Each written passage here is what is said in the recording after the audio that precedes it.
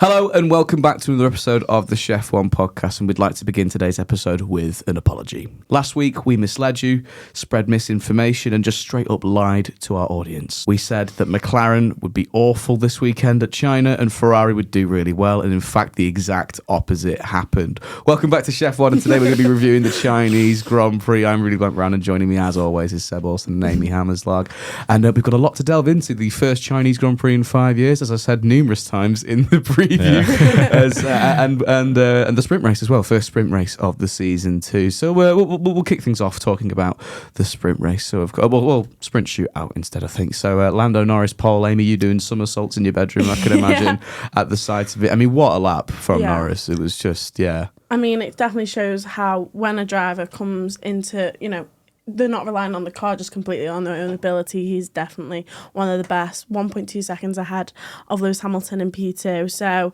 it was incredible, and it shows his ability on wet. And, it was just a shame what went on to happen. But, it just shows the type of driver he is, I guess. Yeah, I mean, that was one of the few predictions we did sort of get right. If it were to rain this weekend in China, then drivers like Lando Norris and Lewis Hamilton will perform really well. And they did. Lando Norris pole, Lewis Hamilton P2 in the shootout, right? And then converted that into P2 in the sprint as well. So, pretty solid weekend pretty solid start to the weekend for him in the wet weather conditions. And then, Red Bull, pretty underwhelming, particularly Max Verstappen, not even on the front row. Messed up.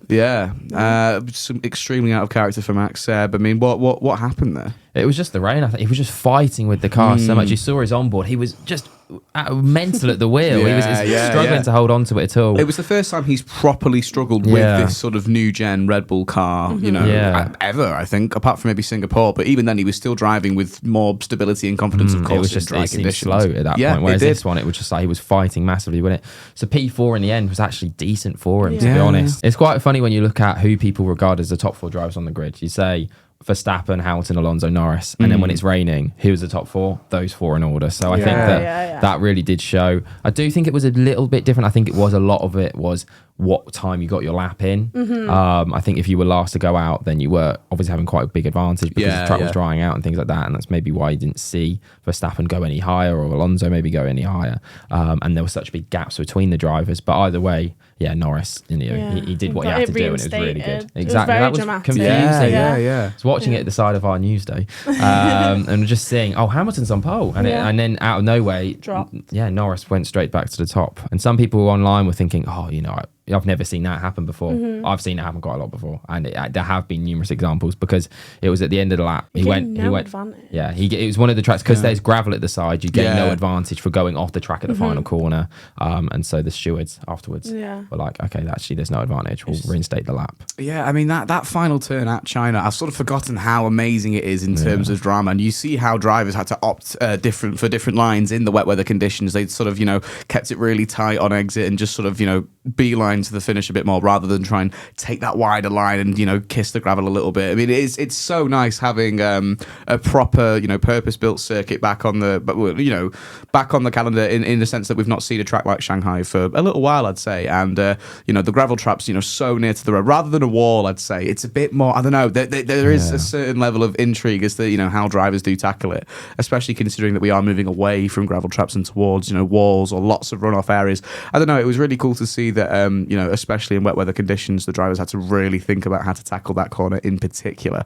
But one thing again that we did get right in the predictions was that the track surface will be really unpredictable, and I think that was it goes without saying maximised by the rain, but more so than ever. I think the rain was extremely unpredictable in the sort of first part of the weekend. It was like it had more effect on the sort of lack of drivability for all the cars and the grip and all the tyres. It was just really inconsistent, I suppose, and that's sort of why we saw Max clawing away at the steering wheel and stuff like that, really hard to sort of get the setup right, especially so quickly as well, because he's sort of thrown into the deep end after FP1 a little bit. But we'll move away from the sprint shootout and sort of talk more about the sprint. Of course, I think the big talking point taken away from the sprint was the Ferraris and their inter-team battle. Amy, you were sort of really intrigued by that. I mean, just tell us more about it. Yeah, obviously, I think Sainz was ahead and Charles Leclerc was just behind towards the last 3 laps, and they were completely fighting, and I've not really seen the Ferraris fight that much since Monza, and that was ridiculous. And obviously, we've seen Drive to Survive, and obviously we don't know how accurate that is. But there was a big team talk after that. You can't be doing that, and then especially with this one, they would literally touch in. You can't risk that, like you said, just before it's not even 4 hours before quali. They haven't got time, the engineers and mechanics, to fix the car if something was to go wrong. So it's quite selfish from them. But also, I'm quite confused by the higher ups in Ferrari, Fred for sure, that he hasn't gone, and called team orders, and especially probably in Leclerc's favour, because Leclerc was definitely, I think Carlos Sainz was way too defensive in that. I will say that, and I think it's been really random, the team orders, because you remember Carlos Sainz is the one leaving and Charles Leclerc is the driver staying, and they've put their future in him. So I don't understand a lot of the ideas around Ferrari, but I guess that's been their strategy for. It's been way too confusing the last few years. I mean, I know what you mean in terms of you can't really be doing that just before, a qualifying session. And I do prefer, in terms of the logic of this sprint weekend format, in terms of, the order of which event happens, one after another. But it does sort of deplete the point of a sprint race a little bit, I'd say. The whole point of, quick, fast-paced racing to try and gain as many sort of, minuscule points as possible in 16, 17 laps, or 19 laps, or however many it was. And so, I don't know. I think, in terms of the team-wise, that's a little bit of a not a calamity, but it's a headache for them for sure. But in terms of, as a spectator sport, that's exactly why we want to see a sprint race. We want to see close racing. We want to see drivers battling it out with, not much time to spare. And I thought it was great entertainment. And to be honest, I don't really have any issue with it, especially considering Carlos Sainz is someone, looking to make an audition for the rest of the teams on the grid. And he's, there is literally no reason for him to be, driving in Ferrari's favour, as it were. Of course, he's under contract to do so, but he's got to think about his own career first. Absolutely. I think because I'm coming from a Ferrari fan perspective, I'd want the optimum amount of points for the team, and I think Leclerc was a much better driver, and he could have gone on to potentially go get P3. Perez was only short in distance away from him, so with 3 laps to go. So I think that's where I'm coming into this, that both cars are going to be okay for qualifying and are both going to get maximum points for the sprint. But I completely get what you mean. If it was George Russell with Carlos Sainz, I would completely want Carlos Sainz to do what he did. But it was very risky doing that against his teammate. But I guess that's coming from, not neutral point of view, a Ferrari fan point of view. Well, luckily, of course, with the gift of hindsight, nothing bad happened. And eventually Charles did finish ahead of Sainz in the sprint as well. So, it was just great racing. And we were, and Ferrari, of course, no damage and no driver morale sort of damaged, anything like that either. So, I think the best case scenario happened there. Should we move away from the sprint now, because I don't think there really is much else to say. Norris, start. Yeah, I suppose so. Actually, that was an enormous talking point of the weekend. It was. Well, Seb, talk us through it. It was him and Hamilton into sort of turn 1, looping round into turn 2. Norris got off. Had a worse start. It wasn't a bad start from Norris, but Hamilton got off to a really good start with that inside line. Ended up getting clear on the first 2 corners, and Norris, he just kept pushing it to try and go round the outside. Hamilton said afterwards that Norris should have backed off. If he had backed off and stayed behind him just in that first corner, he would have got him. He had the pace for the rest of the race to go ahead of Hamilton, but he was so desperate to hang on to that first place after the first 2 corners that, he ended up going wide and dropped back to, I think, 7th in the end. And it was, obviously the calls of, is he bottling it again, Norris? A bit of a waste of a sprint race. There we go. I'm struggling with my R's and W's now, but carry on. Yeah, it was. I don't think it was that in particular, but I do think maybe the pressure of that just hanging over his head, and it's getting more and more. He's in close podiums without it and things like that. I do think it might be playing on his mind a little bit. Oh, absolutely. I mean, you look at Nico Hülkenberg, the guy's one of the most experienced drivers on the grid of all time, and he's yet to score a podium. That is definitely playing on his mind. You look back to Germany 2019, where Hülkenberg was chasing that final podium position and then just aquaplaned off into the final sort of wall. Yeah. And it could be a similar situation to that. I'd like to think that Norris is that caliber of driver that will eventually get his first race win at some point, especially if McLaren keep, continuing with their progress, especially because, just to loop back to what we alluded to at the start of the video, they were supposed to be terrible this weekend. And yet they delivered pretty well, of course, pole position in the sprint. That was, of course, down to Lando's amazing lap in the wet. But, you know, they showed solid pace throughout the weekend, especially considering that we completely wrote them off. But yeah. I don't think they would have won though. I do still think Max was. He was like 15 seconds or something like that. So it was something like 13 seconds in 10 laps. By the end of the race, he was absolutely miles clear. I think even though he started fourth, and even though he was held up a little bit at the start by Alonso and Hamilton, they knew that they didn't have to fight him properly because there was no point in that, and he did absolutely stroll clear to victory. It's a case of as soon as you can fight Max all you want, as soon as the guy has any sort of like sniff of clear air, gone. Yeah. You don't fight Absolutely with him. gone. There's no point. Just wasting your tyres. That's what Alonso ended up doing, obviously, in the race. Yeah. There's been too much this weekend, and you know, then Lando was able to Perez and Lando were able to go past him so easily. They had to pit early, change his strategy because he just killed the tyre trying to compete with Perez. It's that Red Bull, it's just don't compete, which is so sad. Yeah. Unless you know that you can't fight with them, then you just got to leave it. Yeah, I mean, you mentioned his name briefly there, Fernando Alonso, a weekend of what-ifs for him, especially in the sprint, of course, being forced to retire after a sort of puncture incident. You know, his race pace was just ridiculous, and even his, pace round one lap, it was just, I mean, again, caught me really off guard. I had my shock prediction, which we will sort of talk about more in due course. You know, I said he'd be out in Q2, but no, he was electrifyingly quick and just gave us so much great entertainment, as did his teammate Lance Stroll, but for all the wrong reasons. But we'll delve more into that in just a few moments' time. But yeah, I think, Seb, did you make anything of Fernando's performance this weekend? I thought it was impressive, but obviously with the penalty in the sprint, and obviously having to retire in the sprint, I do think he was a little bit on the wrong on that point of view. But yeah, still a decent weekend and still some better than we expected for Aston Martin, definitely. Yeah, I mean, in terms of the pace, yes, it was better than expected for Aston Martin, but it seemed like one of those weekends that Fernando has when he's sort of towards the end of a cycle with his time with the team, if that makes sense.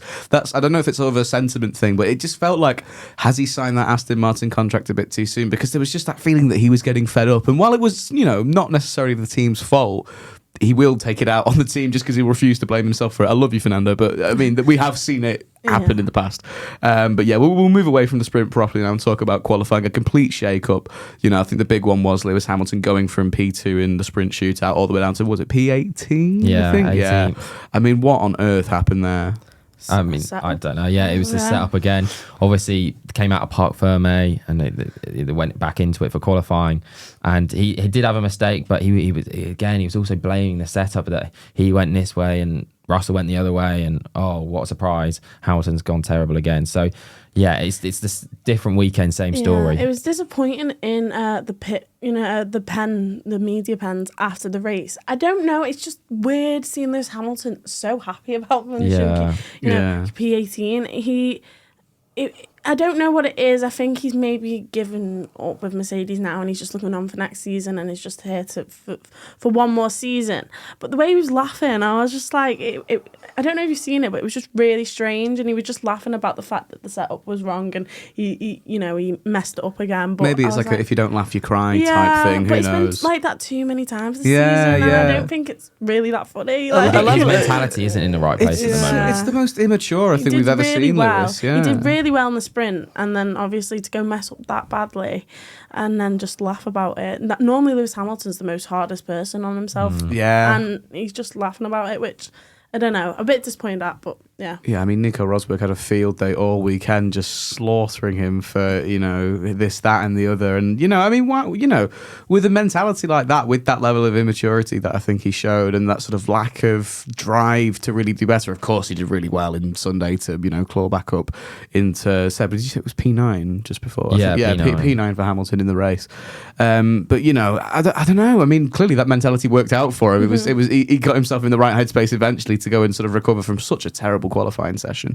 But we have alluded to this in previous episodes, really, haven't we? It's been a different sort of Lewis Hamilton, one that we've never seen before, one that isn't, 7-time world champion, sort of, it's hard to recognise him almost. And of course, with that guaranteed contract at Ferrari, at the end of the season, you would be a little bit sort of more relaxed. He's literally got to he doesn't have to fight for anything. Yeah. But in terms of contracts, we have seen, of course, take Carlos Sainz, for example. I mean, I might be playing devil's advocate big time here, but say Sainz continues to perform. He's a lot younger than Hamilton. Say Hamilton is still really like sort of this bad and immature by the end of the season, who knows? They could completely call it off. They could call it off. I mean, the contracts in F1 really are pretty not important. Yeah, we've seen that with the Lewis deal. Exactly, as we saw with Carlos Sainz. Lewis only just signed a new contract at Mercedes just months prior. I mean, again, this is clutching at straws here, but who knows?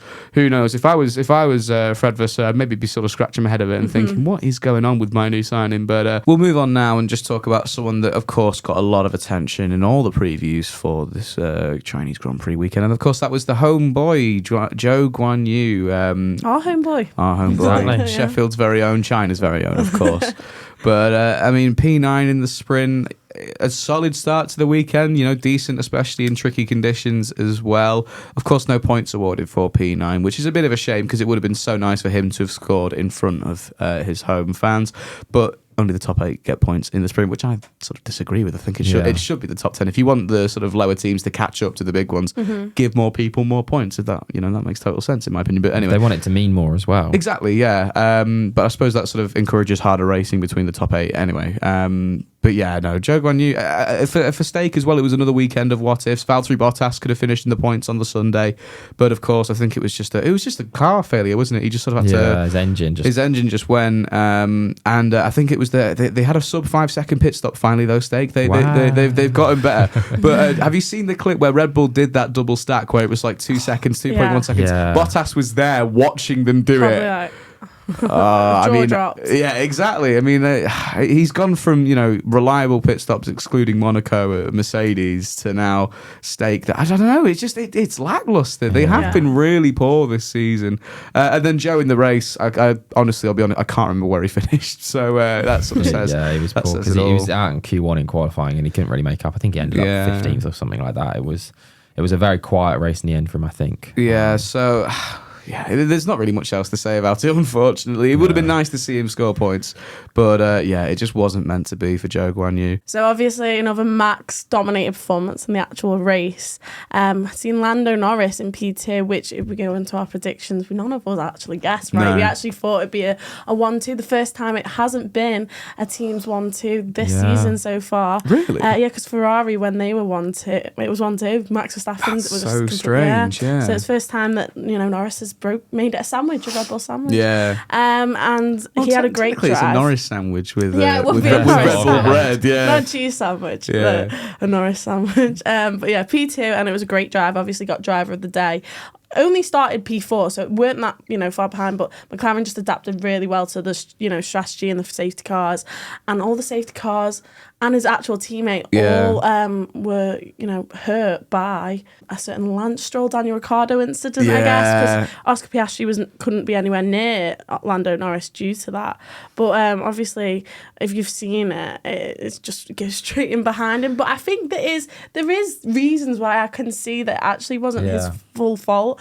But what did you actually think about that incident? I thought it was on Stroll because he, as you see in the replay, he was looking at the at the apex. But at the same time, you should be aware of what's happening in front of you.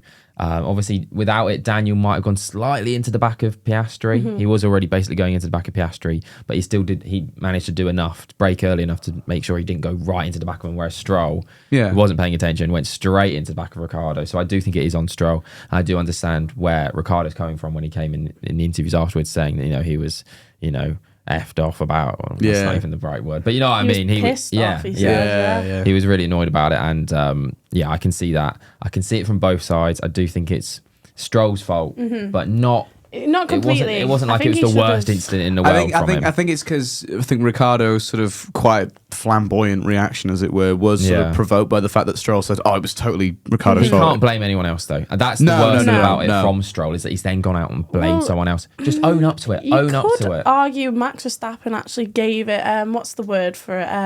A domino effect. Oh yeah, but come on, it's a case. He's allowed to do that. He's allowed to do that because he wasn't going fast slow. No, I wouldn't blame Max Verstappen, but I guess because like Oscar Piastri had a great point that no one else else went into the back of anyone. I was about to mention that. It was just Stroll that caused a single collision. And like Daniel Ricciardo said, if you look at his onboard, he does actually turn to look at the apex and to go in. And then as he turns to look back, he's already in the back of Daniel Ricciardo. It was nice to see Daniel actually have a bit of expression. Yeah, a bit of passion. It's good to see he's got some fight still in him. And he had a good weekend up until that point as well. Obviously, it was ruined a bit in the end, but without that, he was running decent. Obviously, there's a thing about, you know, a new chassis for him, and actually he was blaming the chassis before and saying that there was something just wrong with the car, and now he had this new version. It actually seemed to, he was on it a bit more, and obviously, you know, the comparison to Tsunoda, he was miles clear of Tsunoda this weekend. For the first time this year, he was miles clear of Tsunoda. I don't know whether it was just Tsunoda had a bad weekend, but yeah, he was obviously really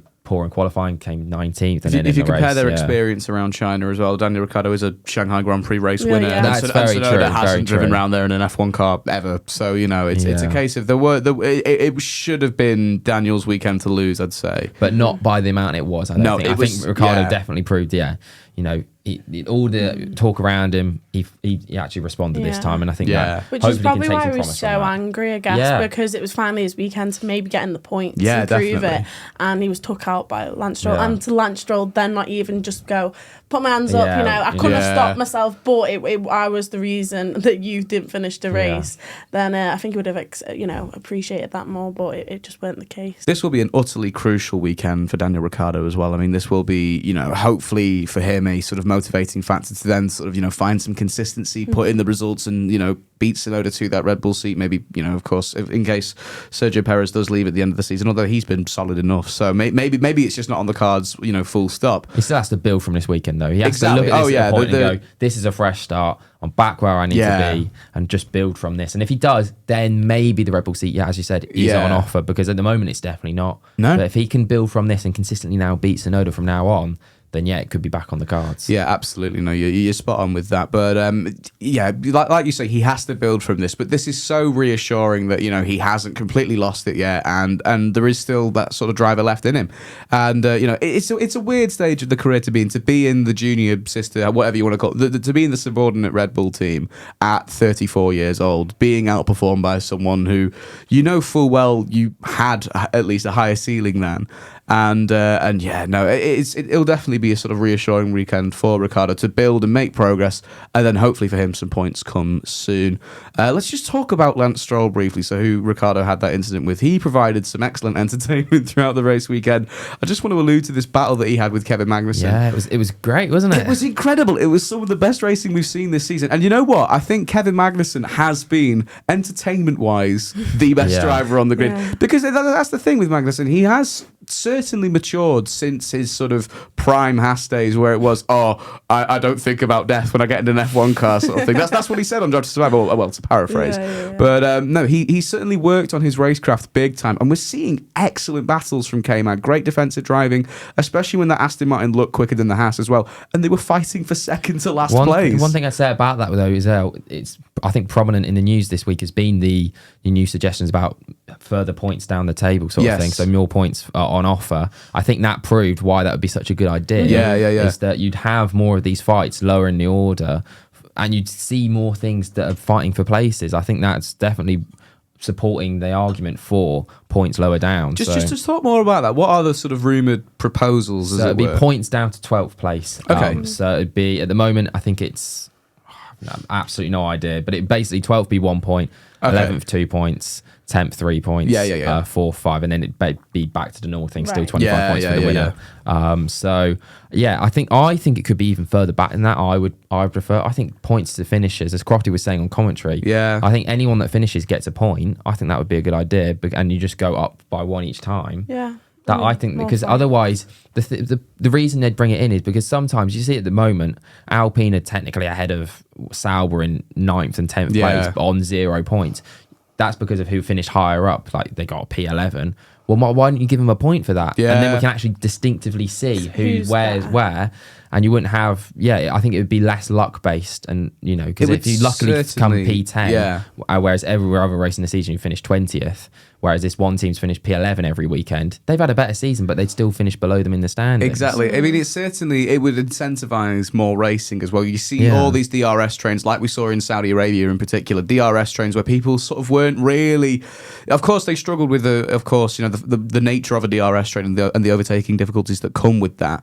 But psychologically, I think if there were points on offer for those positions, say from, for example, I don't know, 14th down to 18th, because we see sort of battles in that sort of region of the grid, every race pretty much. Yeah. And okay, while that doesn't necessarily change any of the physics behind it, the driver psychologically will, I guess, drive better if there are points on offer for the positions that they're fighting for, which otherwise would be, completely worthless. But we did see that battle between Magnussen and Stroll, all for second to last place. That wasn't, P9, and they were, and it was just a highlight of the weekend. Battle, It was an amazing battle. Both drivers driving really well, and which was sort of quite out of character for Lance Stroll this weekend and this season. It's certainly been one to forget, apart from a great drive in Australia. But it was just so refreshing, I think, to see a battle solo down and for no reason. It was just proper racing, I'd say. But we'll move away from that because that's about really as much as we can say. Let's talk about Alpine, because there is a little bit to delve into, Seb. You were saying at the start of the weekend this is the only time that you want Esteban Ocon to outperform Pierre Gasly. Just tell us a bit more about that. Well, obviously it was the second time they brought upgrades, but the biggest upgrades they brought to the season so far, and it was only on Ocon's car. It was a new floor, and so obviously you want to see, from a Pierre Gasly point of view, he's getting that in Miami. I want to see that upgrades work. And then straight away you see sprint qualifying, Gasly's out qualifying Ocon without the upgrades. You're like, they've gone backwards. But as the weekend went on, as they understood it more, obviously came out and park firm and back into it. Yeah. I do think they understood it better, and Ocon was, consistently ahead of Gasly. Both got into Q2 as well, which is obviously the first time this season. That's really promising. And I do think going forward, I think there's promise now. They're not stone last. They're not dead last. No. Ocon was able to finish ahead of Albon's Williams, ahead of some of the Saubers as well. Not far from the points either. Exactly. No. 1 place off it. 2 seconds off Hulkenberg. That's why you want the points to change now. Yeah, as well, it would reward a performance from Ocon. He had a brilliant weekend, I'd say. Other than the sprint qualifying, where clearly they just got the setup wrong. Other than that, he had a brilliant weekend in the car that everyone said is like the slowest on the grid. To come P11, and even Gasly coming P13 with a pit stop that was incredibly long, because he ended up, the green light went and he ended up driving into one of the mechanics. Other than that, it's a really solid weekend for Alpine, and I think that if they can build on this then and bring more upgrades, obviously Gasly getting them into Miami, I do think that there's some light at the end of the tunnel. Yeah. For the first time we've seen this season, I think. I mean, we've been saying, whenever we talk about Alpine and their progress, the only way was up, really. And, definitely reassuring to see that their upgrades are finally working, because, it's been such as, literally a slow start for them. And, definitely reassuring signs from Enstone. Comparing to McLaren as well, it weren't even till this point that McLaren got their upgrade. It was Austria, and Miami was awful. It was so, there's still time, plenty of time for this season. For I don't think it'll be as drastic a jump, but no, I get what you're saying. I just hope these aren't their best upgrades of the season. They still have to bring more. They still have to keep improving, because if this is their biggest upgrades of the season, then they're still terrible. Yeah, there's still a lot more work to be done. So I mean, if we can try and assess the Alpine car now, just briefly. Of course, this is the sort of one weekend we've seen it at its best. Is there any sort of type of track that it could, because Sal, you're the expert on this, Seb, is there any sort of track that Alpine could excel around based on what you saw in Shanghai? No. I wouldn't say I've got the analysis for that. No, fair enough. I just thought maybe there's. I do think they're not terrible in a straight line. That was something last year that they obviously were really poor at. Yeah, my word, yeah. You think of Monza last year, they were shocking in a straight line. I mean, that Renault engine for years has been horrendous. Think back to when McLaren, actually no, it was all right in the McLaren, but those Red Bull Renault engines, days, and that was nearly a decade ago now. Yeah. I don't know, it was a decade ago now. So it's something that they definitely needed to work on for quite some time. But yeah, definitely reassuring signs. Not too bad. And obviously that building on from the back end of last year, Brazil at times they looked okay, and then in Las Vegas especially, they looked really good, and that was obviously so straight line dependent. So I think that maybe the engine isn't their biggest holding them back sort of thing at the moment, which is good to see. All right, regrettably, it's now time to look back at our predictions that we made at the start of the weekend. I've had an absolute howler, so I'm going to be in a foul mood for the rest of this recording, basically. So basically, for those of you new around here, every single race weekend, we review predictions that we've made at the start of it. We've got sort of select categories for, each sort of part of the race weekend, and that's including sprint weekends. We've had to incorporate that for the first time. So, yes, we've got numerous different categories. We'll go through them one by one. We get 1 point each, depending on how many we get correct. We've got a leaderboard, and we're going to keep track, and at the end of the season, there's going to be some sort of mystery reward for whoever wins it, basically. I was thinking maybe a forfeit for the loser as well. I know I'm forfeit for the loser. I was watching some YouTube video about chili, like hottest chili in the world or something. So I was thinking, maybe that could be a good forfeit. I don't know why I'm suggesting this thing, as I'm literally last, but I was thinking maybe that could be something we could do as well. Throwing yourself under the bus a bit there. I've got confidence. You could have a weekend like me. Off camera, you did allude to the fact that we could do that sort of buying each other F1 10 memorabilia. I think the winner gets the best prize and the loser gets the worst prize, and second might just not get one. What's a mediocre Temu F1 reward? Anyway, we'll move on to actual predictions now. So of course we've had to introduce new categories to accommodate for the sprint race, and so we started off with sprint pole. None of us getting it correct. We all said McLaren would have an absolute howler of a weekend, and so I said Max Verstappen, Amy said Sainz, and Seb said Charles Leclerc. I think the less said about this, the better. No one anticipated. We didn't anticipate rain properly. To be fair, I don't think it wasn't. It wasn't necessarily. The weather could be a factor. It could be a factor, but we weren't like. It wasn't guaranteed. Was it not more for the Sunday? I think that was when it was sort of moving towards. Yeah. So yeah, we had no idea that it was going to rain, of course, because we're not, God. But we're not the Met Office guys. No, sorry guys, but but it was a great lap from Lando Norris to put it on sprint pole.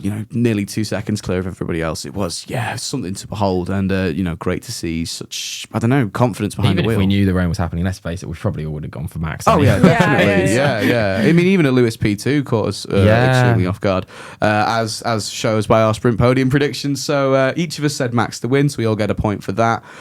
Each of us said Perez to finish P3 as well, so we all get a point each for that as well. And then Seb and I predicted Carlos Sainz to pick up P2. Amy said Charles Leclerc. Look, Ferrari, if you judge their sprint race performance, it wasn't quite what we were expecting, but they still got a decent points haul. It was, not Charles too Leclerc bad. was the quicker one. Yeah, just about. He didn't get a podium, but it was P4, P5 obviously for Ferrari. So they were still up there, but they just couldn't compete with, I guess, whoever, Lewis Hamilton in the sprint or Lando Norris in the race. It was the first time this weekend with Ferrari that, I have mentioned this season that their tyre management has been pretty sort of difficult to get their heads round.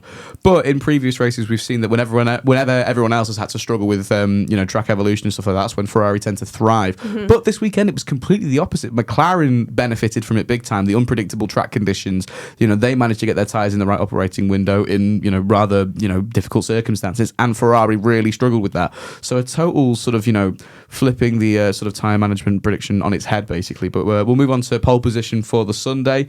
We all said Max Verstappen. We all get points across the board. Should we just move on? Yeah. Enough about that. So just because Max finished on pole doesn't necessarily mean he was our star of qualifying. So I had an absolute howler. Said Yuki Tsunoda. He finished P19. Should we just quickly move on? You both said the Ferrari drivers. Amy saying Sainz, Seb saying Leclerc. I mean, neither of them particularly. Neither of them were, but Leclerc finished ahead, so get the point. Using the term star loosely there, but I think if we had to award anyone the star of qualifying, I think Fernando Alonso deserves a shout. Of course, Max, it was a great lad to put it on pole. It's Bottas, Hulkenberg, Q3. Yeah, definitely. I think anyone but the drivers we predicted. Yeah, basically. And maybe shout out to both Alpine cars as well for getting into Q2 as well. So that was pretty impressive. I do think, though, our next one, I think we all did very well on this one. I think, Amy, you had a blinder here. The flop of qualifying. Amy Hammerslag said Lewis Hamilton, and that was, literally the flop of qualifying was him. He was objectively the flop of qualifying. P2 in the sprint and now P18 in qualifying, so I put it all down to his mental state at the minute with the team, and I guess that's what I was talking about is obviously interview. And it matches, so I just That's think... what made the sprint so shocking as well, I thought. The fact that he came P2 and that, it was so shocking because of the fact how poor he's been this season. It was just such a drastic fall off, but that was something we did predict. If drivers drivers are going to do well in the sprint. They might not do as well in the Sunday once, they've had time to fiddle with their Yeah, setups. exactly. Once the better Hamilton drivers. is the most thinking person, especially at the moment. Yeah. So once I use the term loosely, but the better drivers, on form, do find the right setup. So yeah, we saw that, perfectly with Hamilton dropping all the way down the order. Of course, with drier conditions as well. So didn't have the rain upper hand advantage that he had on the Saturday/Friday, whatever you want to call it. I said Oscar Piastri qualified behind Norris, but it was still a good showing for him, really, especially considering he hasn't driven around the circuit before. So a nice sort of debut around Shanghai for him. And then Seb, you did not jump on the Guan Yu Zhou hype train and predicted him to be your flop of qualifying. And you know what? Failing to get out of Q1, Valtteri Bottas, his teammate, getting into Q3. I'd say that's a pretty. If he hadn't said Hamilton, I would have given Marcus the point there. But yeah, no, I think objectively that was definitely such Hamilton. a drop off from Hamilton. Yeah. It was just mind-boggling. But, drop off from Zhou as well. To be fair. It was. Getting into SQ3 and then not even getting out of And Q1. he was. I'm not going to say it. No, I go was on. going to say I would have given myself a point. Like giving yourself a point as well. No. It's got to be Because it one. was It's his got to be home race. I think these the ones, flop of qualifying. There's only one. I'm clearly the flop, so Hamilton. But while there's only one flop in qualifying, there are 3 drivers that finish on the podium. That was smooth, wasn't it? We all said Max to finish on the top step of said podium, and then we all said a Red Bull 1-2, Sergio Perez to finish P2. He, in fact, finished P3, so none of us get a point for that. And then we all said Ferrari drivers to be that third spot on the podium, whereas it was Max, Norris and Perez. I mean, this was just a case of our predictions were that McLaren were going to do poor this weekend, Ferrari were going to be really strong, and then everything that we thought was going to happen just flipped on its head. McLaren did really well with the unpredictable tyre management. They were really, solid in a straight line and high-speed parts of the track, and even in the technical low-speed parts of the track, minus Norris and Hamilton in the sprint at the start, they weren't too bad. It was just fine. Like there was literally, well, I say fine. It was more than fine. A podium for them, which was, definitely not on the cards apart from Amy's shot prediction, which we'll move on to in due course.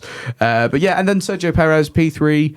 He's having a really good season. Yeah, not too bad. It was funny. Horner was interviewed and it was like, what do you think is like the difference between this and last season with Perez? And he said his contract's coming to an end, which is so true because he I've always been so sure that he's going at the end of this season, but why would you remove him? We were sure last season that he was gone at the end as well. But I mean, it's still a case of, while Checo is picking up the P2s and P3s on a consistent basis, why look to upgrade when Perez is doing a good enough job already, considering the gap between Red Bull and the rest of the field? There is no point in faffing about with contracts, faffing about with, trying to create inter-team rivalries that we don't need. Yeah, he's happy not fighting with Max. So Max can go and excel, and then you're happy with, your second driver. He knows his place by now, I think. He's sort of got it out of his head that he is not a contender to the World Championship as long as Max is in that first seat. And it's a case of with Perez as well. You look at all the sort of silly season driver rumours, Perez is not really in the conversation at all. That's probably down to how safe his seat currently is. But, he's not really a driver in too much demand, especially considering how at Red Bull he has been sort of shunned by Max a bit, especially considering he was always the king of his teams in the midfield. A bit of a reputation change. But yeah, no, Sergio Perez, solid P3, Lando Norris, extremely unpredictable P2. And then Max won the race. Now it was a bit disappointing that he didn't finish second, Perez, because of how fast that clearly looked the Red Bull. But it was because of the said strategy, I guess. But it was the first time we actually all went. It's actual 1-2 for Perez. And he let us down. Of course. Of course. As soon as we predict a 1-2, it doesn't happen.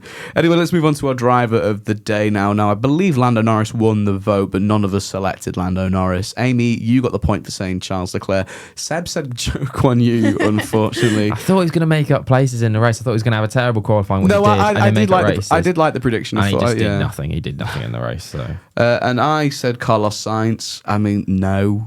Just no. Yeah. It's Leclerc drove better than his teammate, who, I mean, Sainz didn't have a bad race weekend. It was just pretty forgettable from him. The first time that he's been properly outperformed by Leclerc, with across the weekend, the whole weekend as well. It was just sort of. I don't think this will bother Carlos Sainz too much, really. Though it was just one. Anyways, And then, like we said, Zhou Guanyu just didn't really do anything in the race. Now, our flop of the race, sorry. I said Zhou Guanyu for this. Now, it probably would have been if it wasn't for Stroll. If it wasn't such a calamity for Lance Stroll this weekend, minus that excellent battle with Magnussen, the incident with Ricciardo is simply just unforgivable. You can't brush past that. Seb, you said Oscar Piastri, who it wasn't great when you look at where Lando came in the race, and the fact he came P8. But he was carrying damage at the end of the race, so he wasn't the flop. Zhou, you could say maybe, but the thing for Stroll is when you look at where Alonso was, and you look at the pace of Alonso compared to the pace of Stroll, and then you add on the incident from Stroll. I mean, it is just a banker. He just was the flop of the race. Yeah, I don't want to. There's so many words I could say. I'm sorry, Lance, but I don't want to get as. It's just a stinker of a weekend for him. Yeah, exactly. It was just underwhelming. I think it's not good as well. With obviously the rumours around his seat. This was the worst weekend for him to do it on after Alonso signed a 2-year contract. Yeah, and he's been in pretty decent form as well. Great race in Australia, not too bad last race as well, and. He just didn't need this, and then his reaction as well. Yeah, that's that's not how any driver should be behaving. Completely, when the incident just is your fault, just shunning the blame away. And he's done that all the time, though. Hasn't disappointing he? The team did it as well. The team backing him up. I know they sort of have his to dad a little owns bit. it, and things like that, but still, come on, have some balls. Actually, just you don't have to back him here. Yeah. I mean, it's a case of, we've said of how immature he's been this season, but Lewis Hamilton, you look back to Sakir last year, and he just immediately, once he got out the car, watched the replay back, his incident with his teammate George Russell, he just stepped out the car and said, that was my fault. Yeah. That's how a driver should react if it is their fault. People will respect you more if you just own up to it. Anyway, let's move on to our best teams now. I said RB, honker of a prediction. Probably the worst team of the week.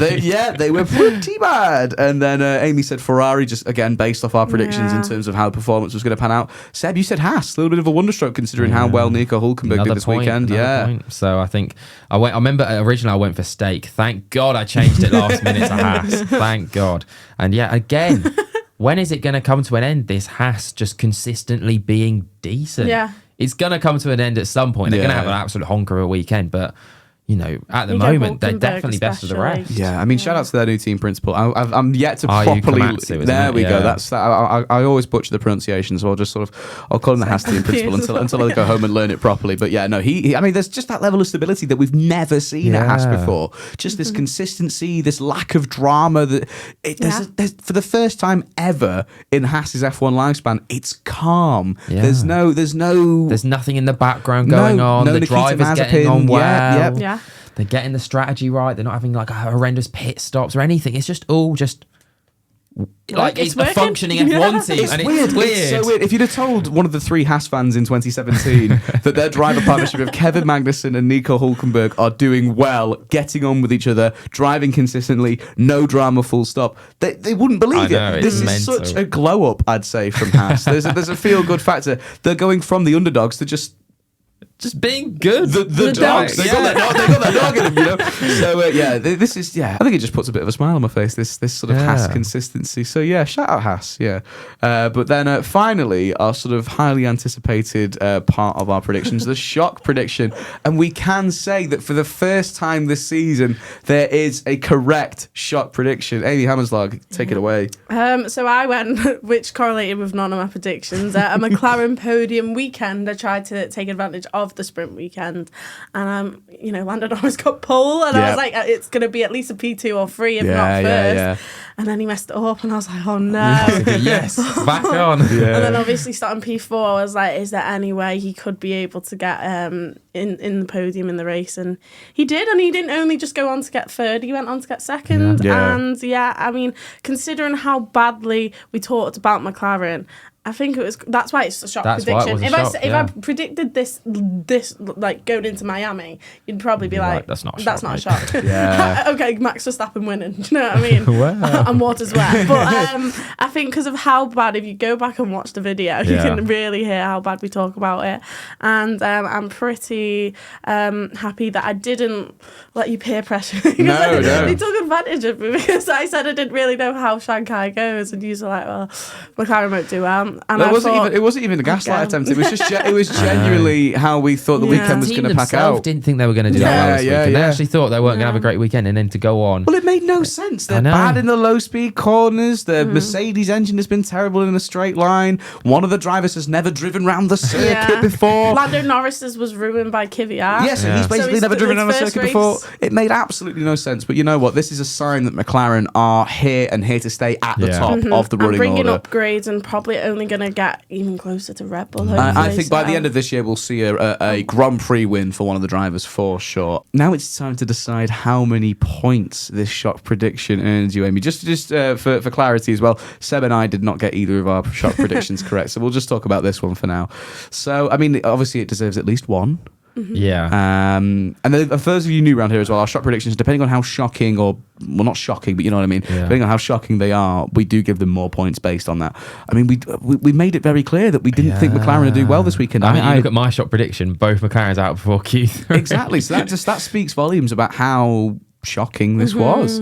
I do think the fact it was podium weekend, the fact that you also included the sprint, that takes it down a little bit. If you'd have said the race, that would have got you an extra point. Very specific. I reckon it's, for me, I'd say 3 points. Let's count them. So, shock prediction correct. First one of the season. I think that warrants a point. How much? It was unpredictable, so I'll give it another point. So that's 3 at the very least, I'd say. And just how much? I could go back and clip that video up on how many times we I could. Okay, I think based on the shock factor, should we give it 2 points on that? So I reckon 4. I've got 4. I'll go for counted 4. Here. Amy, do you want to dispute that? Do you want to argue for any more? Yeah, happy with 4. So that's 4 points for Amy getting the McLaren podium weekend shock prediction correct. So I finished the race weekend on 23 points. Amy has pulled away out of nowhere with an enormous gap. 29 points for her. How many did she score this weekend?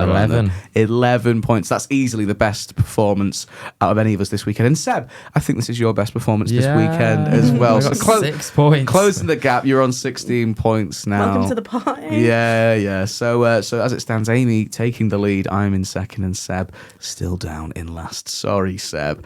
The comeback starts here, though, guys. Yeah, I mean, like Alpine, the only way is up. Exactly. But I won't get bringing too some excited upgrades next week.